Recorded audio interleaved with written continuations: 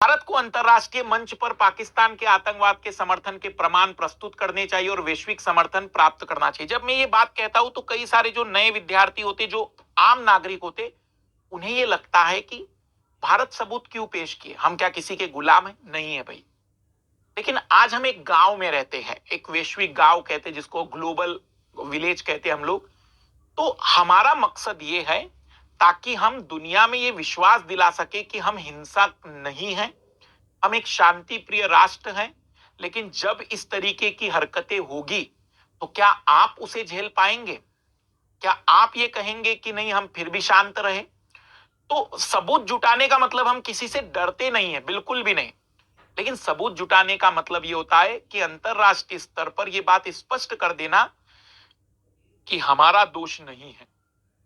हम जब भारतीय होकर सुनते तो ऐसा लगता है, सर इसमें सबूत की क्या जरूरत है, दिख रहा होगा। लेकिन जो बातें हम पाकिस्तान के खिलाफ फैला रहे हैं, पाकिस्तान का मीडिया भी हमारे खिलाफ सेम बातें फैला रहा है। जैसे कल का एक बड़ा एग्जांपल लेते हैं, सीज फायर की बात हुई कि भाई अब हम युद्ध को रोक रहे हैं।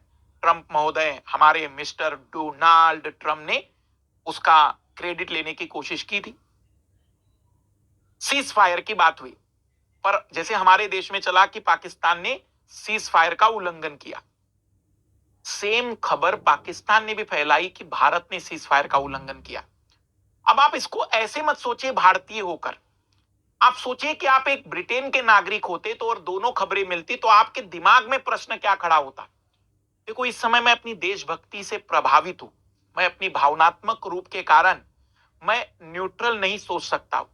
तो जब ऐसी खबरें दोनों तरफ से आती है तो हमें ये सबूत पेश करने बहुत जरूरी होते हैं, ताकि अंतरराष्ट्रीय स्तर पर यह स्पष्ट करवा दिया जाए कि हमारी कार्रवाई एक तरफा नहीं है और हम किसी प्रकार की हिंसा का समर्थन नहीं करते, लेकिन हम जवाब देना बेहतर तरीके से जानते हैं।